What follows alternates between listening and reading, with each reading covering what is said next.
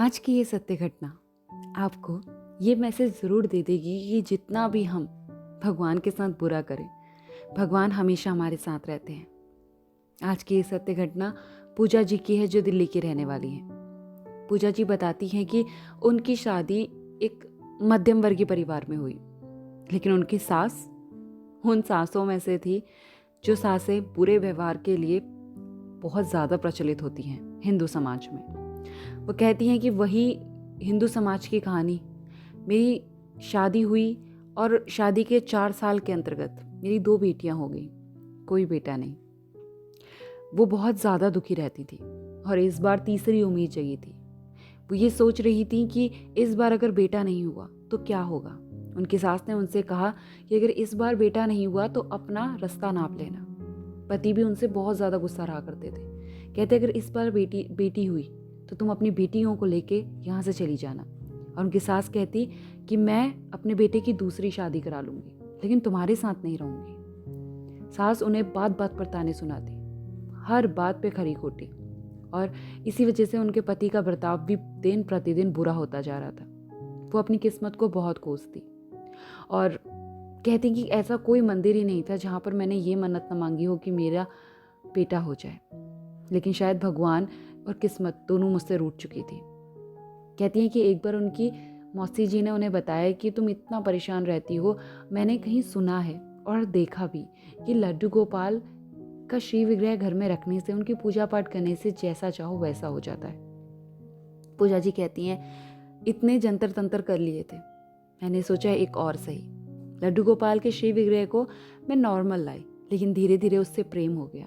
मैं लड्डू गोपाल की पूजा करती, अर्चना करती, मगर मेरी सास को ये बिल्कुल पसंद ना आता। वो कहती पहले अपना देख ले, अपनी हालत तो ऐसी है, कोई बेटा तो हमें दे नहीं सकती, ऊपर से पता नहीं ये मूर्ति के साथ क्या दिन भर लगी रहती है। चलो, काम चोरी करने का एक और रास्ता मिल गया। सास जो मर्जी कहती, लेकिन पूजा जी ने पूजा करना नहीं छोड़ा। वो सुबह 4:30 बजे उठ जाती, घर का करती, फिर अपने लड्डू गोपाल की सेवा करती। लड्डू गोपाल उनकी सेवा से प्रसन्न थे। वो कहती हैं कि इस बार उन्हें पूरी उम्मीद थी कि उनकी बेटा होगा। लड्डू गोपाल भी मान लिए थे, लेकिन इस बार भी बेटी हुई। जैसे ही बेटी हुई तो उनकी सास ने जो उनसे कहा था कि देखती हूँ तेरे ये लड्डू गोपाल की मूर्ति कितना चमत्कार करती है, उन्हें डर लगने लगा कि अब न जाने उनके साथ क्या होगा। उनकी सास ने लड्डू गोपाल को उठाया और वहाँ से थोड़े से पास के गांव में कुआं था, वहाँ जाके फेंक आई और कहने लगी छुटकारा मिल गया उस मूर्ति से, अब बारी तेरी है।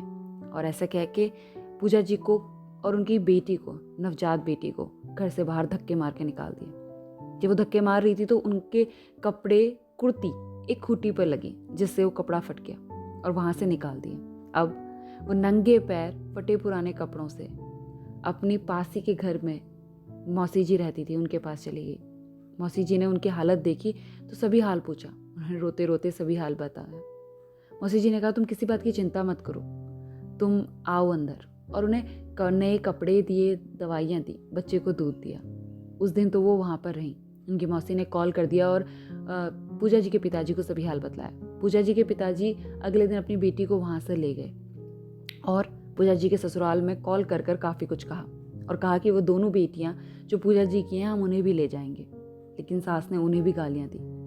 अब पूजा जी को चिंता थी तो केवल अपने लड्डू गोपाल की। वो कहती हैं कि मुझे ऐसा लगा जैसे मेरे पैरों तले जमीन खिसक गई है और अब मैं क्या करूं, किसके पास जाऊं, कोई चारा नहीं मिल रहा था। तभी उन्हें एक दिन दोपहर में 1 बजे के करीब ऐसा सपना आया जैसे कि उनके घर के पास में जो पीपल का पेड़ है वहाँ पर एक लड़का बैठा है जिसके पास लड्डू गोपाल है। वो उठी और आओ देखा ना ताओ सीधा भाग कर गई, खेत के पास में पीपल के पेड़ के नीचे जाके बैठ गई, लेकिन कोई संकेत नहीं था जैसा सपना देखा था। वो वहाँ बैठकर रोने लगी और तभी वो कहती हैं कि उनकी थोड़ी देर के लिए वहीं आँख लग गई। जब वो उठी तो वहाँ पे एक लड्डू गोपाल का श्री विग्रह था। उन्होंने अपनी आंखों को मसला कि ये कोई चमत्कार तो नहीं है, लेकिन चमत्कार नहीं था। उन्होंने लड्डू गोपाल की श्री विग्रह को अपने हाथ में उठाया, पहले तो उनसे क्षमा मांगी और फिर एक सच्चे भक्त की तरह उनसे शिकायत करी कि भगवान मैंने आपकी पूजा अर्चना की, अपनी तरफ से पूरी कोशिश की, एक लड़का ही मांगा था मैंने इस झूठे समाज के लिए, आपने वो भी ना दिया, मैं बेघर हो गई हूँ, अब मेरा क्या होगा। लेकिन वो कहती हैं कि लड्डू गोपाल, मानो कि लड्डू गोपाल के ही श्री विग्रह से आवाज़ें आ रही थी उनके मन में कि तू किसी बात की चिंता मत कर, तू बस मेरी सेवा में लगी रहे और सब मुझ पे छोड़ दे। पूजा जी ने कहा, कोई आसरा तो नहीं था भगवान पर विश्वास करने के अलावा। मैंने भगवान की पूजा अर्चना उसी दिल से की। 1 हफ्ते बाद अचानक से कुछ ऐसा बीता जिसकी मैंने कल्पना भी नहीं की थी। वो कहती हैं कि मेरे पति हमारे घर आए और मुझसे क्षमा मांगी, मुझसे कहा कि मुझे माफ़ कर दो। मैं न जाने बेटे के प्यार में कितना अंधा हो गया कि तुम्हारे द्वारा की गई सेवा और प्रेम को देख ही नहीं पाया। तुम घर चलो। और पूजा जी ने कहा ठीक है। पूजा जी अपनी बेटी को लेके घर चले गए। तो वहाँ उन्हें मालूम हुआ कि उनकी सास को कैंसर है। सास कुछ ही दिनों की मेहमान है। उन्होंने अपनी सास की सेवा की जितना कर सकती थी, लेकिन सास 1 महीने के अंदर ही दुनिया को अलविदा कह गई। अब उनके पति का बर्ताव बिल्कुल ही बदल चुका था।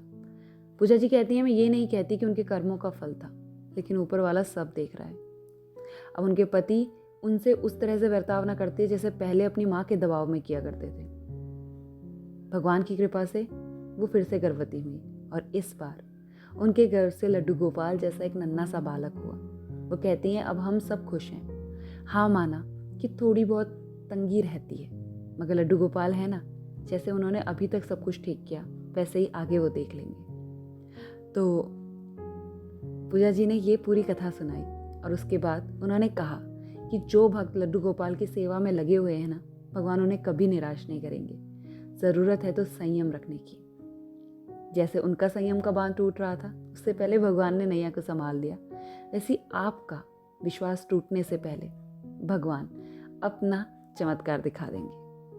तो आज की सत्य घटना पूजा जी की। धन्यवाद पूजा जी, हमारे साथ ये प्यारी सी कहानी सत्य घटना को शेयर करने के लिए।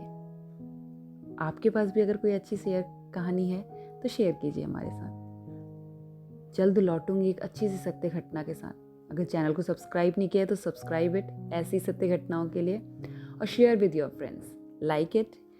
और जल्द लौटूंगी, तब तक अपने लड्डू गोपाल का ख्याल रखिए, लगे रहिए उनकी भक्ति में, और जाते जाते कमेंट में लिखना ना भूलिएगा।